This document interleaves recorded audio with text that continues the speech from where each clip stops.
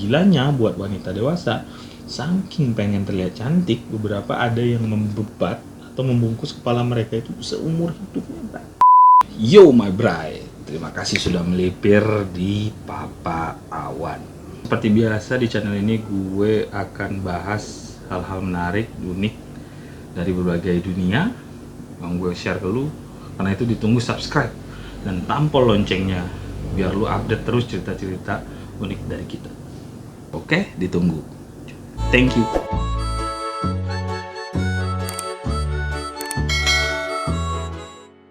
Oke, buat episode kali ini gue bakal bahas standar kecantikan dari suku Mangbetu di Afrika.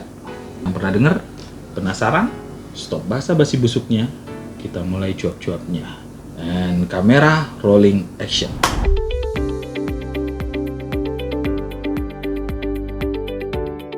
Kalau bicara soal cantik itu kata yang benar-benar abstrak ya buat gue, yang itu relatif ya, karena tergantung sudut pandang dari setiap individu.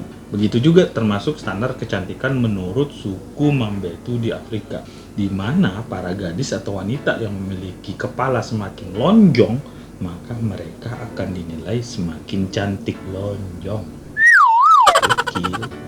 Suku yang menetap di wilayah utara negara Kongo di Afrika Tengah ini, tepatnya di Provinsi Orientale, terkenal dengan tradisi memanjangkan kepala yang disebut dengan tradisi Lipombo, sebuah tradisi yang sudah berlangsung jauh sebelum abad ke-17. Tradisi ini melambangkan kekuatan, kekuasaan, kecerdasan, dan keindahan menurut suku ini. Jadi semakin lonjong atau panjang kepala seseorang, maka mereka akan semakin dianggap menarik. Melonjongkan kepala ini nggak cuma dilakuin sama kaum wanita aja, tapi juga para kaum pria. Meskipun kebanyakan kaum wanita yang melakukan hal itu sejak bayi. Ya Bray, lu nggak salah denger, sejak bayi Bray. Gimana caranya? Nah, tradisi ini turun-temurun udah punya cara dan melestarikan budaya mereka ini sejak anak-anak perempuan mereka itu bayi. Jadi pada bayi-bayi yang baru lahir ini, kepala bayi yang baru lahir kan masih empuk tuh, jadi masih berkembang dengan mudah dibentuk. Nah, sejak itulah kepala bayi-bayi tersebut dibungkus, diikat, dan dibentuk agar menjadi lonjong minimal 6 bulan atau bisa lebih, hingga mereka menemukan bentuk yang diinginkan.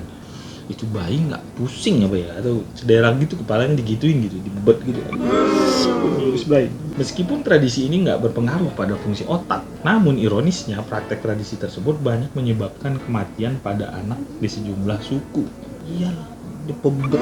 Ini terbukti dari banyaknya penemuan tengkorak anak-anak dengan kepala yang lonjong. Gilanya buat wanita dewasa, saking pengen terlihat cantik, beberapa ada yang membebat atau membungkus kepala mereka itu seumur hidupnya. Karena para wanita dengan kepala yang lonjong akan lebih menarik di mata para pria suku Mangbetu ini. Jadi rambut para wanita yang keriting kemudian akan dihias sedemikian rupa agar terlihat cantik. Bahkan konon kabarnya semakin lonjong kepala wanita, artinya semakin bertambah lagi nilai kecantikannya. Menurut lo gimana? Kira-kira lo bakalan tertarik nggak lihat cewek-cewek yang kepalanya lonjong?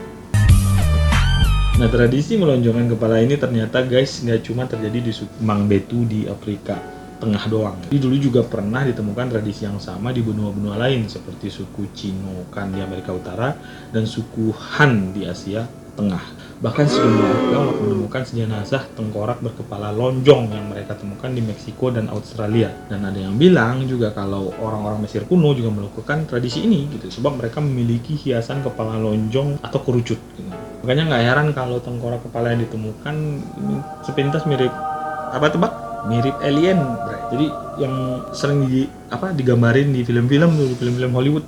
Sejauh ini belum tahu juga suku pertama mana yang pertama kali melakukan tradisi aneh sekaligus berbahaya ini, bro. Jadi di suku Cino, Amerika Utara, kepala lonjong itu menyimbolkan tingginya status sosial atau kalangan elit masyarakatnya. Makanya nggak aneh bila kemudian banyak dijumpai kuburan mereka itu berisi mutiara, cermin perunggu, sampai ada emasnya. Nah, nyambung sama makam yang ditemukan di Mesir, di mana tengkoraknya juga berkepala kerucut gitu, menggunakan benda yang berbentuk kerucut di atas kepalanya gitu. Nah, apa mungkin di zaman itu kepala yang lonjong atau kerucut itu lagi modis gitu, lagi tren gitu ya. Kayaknya kalau kepala kita ngerucut tuh kayaknya oke tuh. Tradisi ini hilang seiring dengan kedatangan bangsa Eropa di tanah Mambetu pada tahun 1950-an. Pemerintah Belgia yang waktu itu menguasai Kongo sampai memberlakukan larangan khusus untuk menghentikan tradisi yang dianggap membahayakan ini. Tapi meski dilarang oleh pemerintah kolonial, masih ada beberapa orang Mambetu yang terus melanjutkan tradisi memanjangkan kepala ini. Tapi sekarang sih kebanyakan orang-orang takut melakukannya karena alasan kesehatan. Ya iyalah, jebet gitu. Jadi bayi, bray. Sekalipun tradisi tersebut sudah jarang ditemukan, ternyata ada sejumlah suku di dunia yang masih menjalankan praktek ini. Satu di antaranya adalah salah satu suku di Kepulauan Vanuatu di Pasifik Selatan. Tradisi ini jadi semakin legendaris ketika juga diangkat jadi salah satu inspirasi dalam film populer Black Panther. Nah, lu lihat nggak nih? Gimana karakter ibu raja di Black Panther menggunakan semacam penutup kepala yang terinspirasi dari perempuan Mangbetu tadi. Lu tahu kan? Gue juga baru tahu. Tradisi Limpopo ini kembali jadi satu bukti bahwa pepatah populer "Beauty is in the eye of the beholder." Kecantikan itu tergantung dari siapa yang melihat, ternyata memang benar. Jadi daripada sibuk ngikutin standar-standar kecantikan yang didikte atau dicontohin majalah atau blog kecantikan, ya sah-sah aja kok kalau lu mau lawan arus dan ngerasa cantik dengan cara lu sendiri, dengan cara yang berbeda. Bijak banget, sok bijak gitu. Jadi kalau menurut lu semua standar cantik itu seperti apa gitu?